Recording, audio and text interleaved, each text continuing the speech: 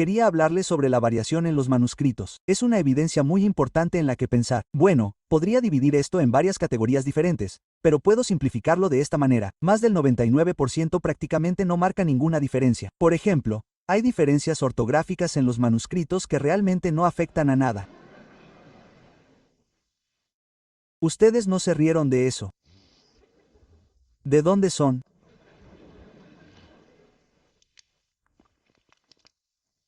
Juan, o el autor del cuarto evangelio, el Evangelio de Juan, era un deletreador muy creativo.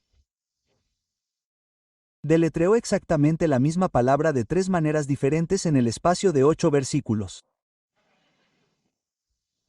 No sé cómo pudo lograrlo, pero mi hermano era un deletreador creativo. Es un deletreador creativo. Una vez me extendió un cheque y escribió mal su propio nombre.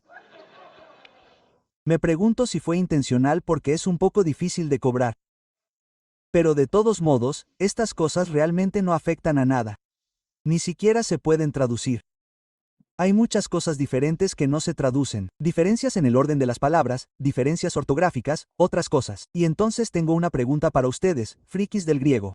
¿Cuántas maneras hay de decir Juan ama a María en griego antiguo? Bueno, déjenme darles algunas preguntas. Ahora bien, si no saben griego, igualmente tienen que escribir las respuestas porque esto aparecerá en el examen de mañana. Hay diferencias en el orden de las palabras. El griego puede ponerlas en el orden que quiera. Juan ama a María, María ama a Juan, ama a María, Juan ama a Juan, María, no importa porque el griego es una lengua con muchas inflexiones. ¿Sabes cuál es el sujeto por la terminación? ¿Sabes cuál es el objeto directo por la terminación? Y en el artículo definido griego, la palabra, él, aparece con nombres propios. No sabemos exactamente por qué. Escribí mi tesis de maestría sobre cuándo no aparece el artículo en griego. Pasé más de 200 horas escribiendo esa tesis. Escribí mi disertación doctoral sobre cuándo aparece en griego. Estas 2 obras podrían curar al insomne más desesperado. Tenemos el artículo en el Nuevo Testamento griego, que es mucho más común que cualquier otra palabra. Una de cada 7 palabras es él, en griego, y todavía no sabemos por qué se usa con nombres propios. Aunque ha habido muchas teorías, nada ha obligado a los estudiosos a creerlo de una forma u otra. Así que puedes decir que Juan ama a María, Juan ama a María, Juan ama a María, y siempre se traduce como Juan ama a María. Luego hay diferencias en la ortografía. Por ejemplo, el nombre en griego Juan tiene 2 N en el medio o una N cada vez que lo vemos. Hay algunos manuscritos con 2 N, otros con una. Eio o eion se pronuncian igual, se escriben de forma diferente. Entonces, ¿cuántas formas hay de decir Juan ama a María en griego? Hay 8 formas diferentes. Obviamente tuve que poner esto en griego. Si lo pongo en inglés, diría Juan ama a María cada vez. Y así, no se entendería. Bueno, tienes que. Te daré un poco de tiempo para que las anotes para que tengas los datos. No es solo esta cantidad de formas. Hay otras 8 formas de decir Juan ama a María. La misma palabra para ama cada vez, y siempre se traduce Juan ama a María. No es María es amada por Juan. Cada verso, cada oración, quiero decir, se traduce Juan ama a María, y algunas formas más y más. Puedo asegurarte que todas son diferentes. Me llevó 8 horas un día llegar a esto. Así que espero que lo aprecies. Sí, soy tan maniático como el hermano Andrew. Conozco 96 formas de decir Juan ama a María en griego sin cambiar el significado básico en absoluto. Pero también hay conjunciones que a menudo no se traducen y que acompañan a oraciones como esta. Y solo elegí algunas de ellas, así que hay más formas de decir Juan ama a María. Espera un segundo.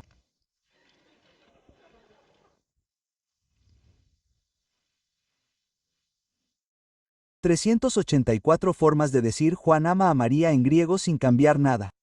Ahora bien, en realidad hay más formas, pero después de 8 horas, sentí que había demostrado mi punto.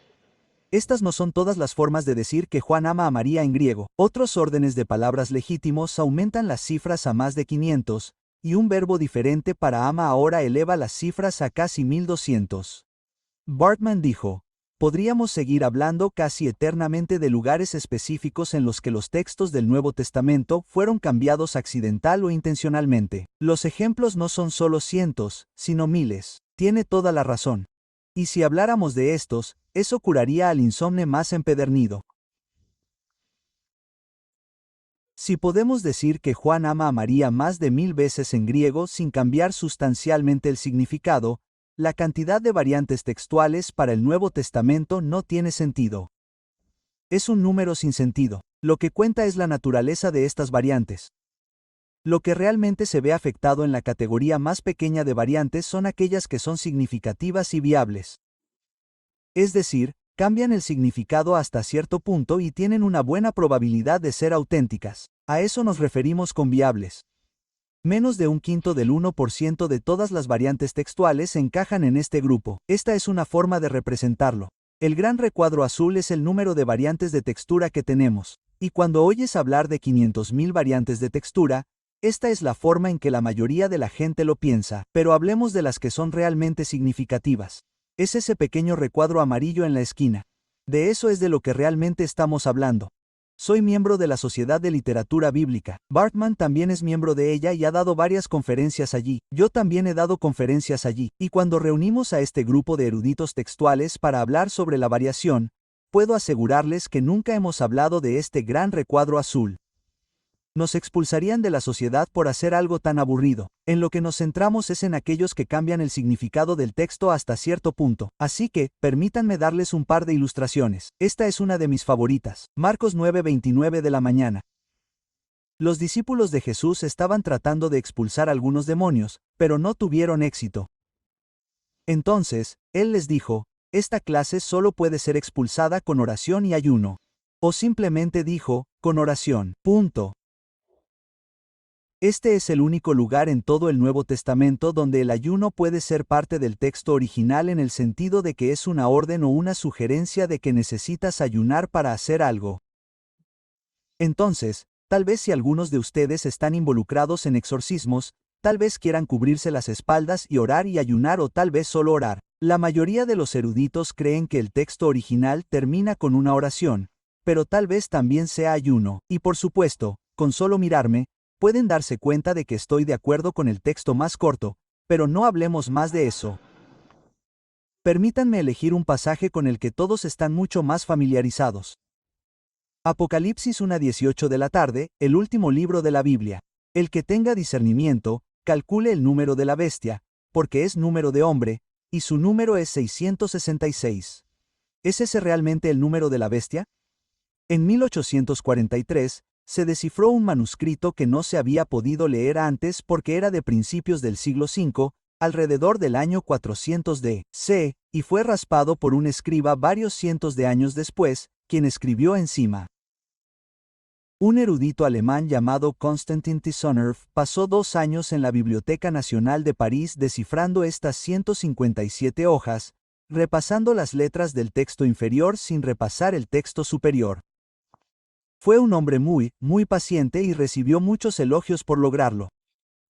Este códice manuscrito, conocido como Framir Scriptus, se ha convertido en el segundo manuscrito más importante del libro de Apocalipsis que tenemos hoy en día. En muchos lugares tiene la redacción original, mientras que el manuscrito más importante no la tiene y, en cierto modo, no saben cuál es. Es como entre Abyss y Hers para los mayores que saben cómo se hacía eso antes.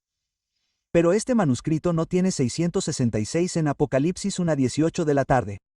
En cambio, dice 616. Ese fue el único manuscrito que conocimos que tenía eso hasta 1998, cuando se publicaron varios papiros en el Museo Ashmolean de la Universidad de Oxford.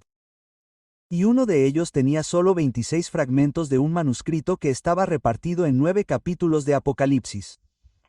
El papiro número 115 es ahora el manuscrito más antiguo que tenemos para este pasaje.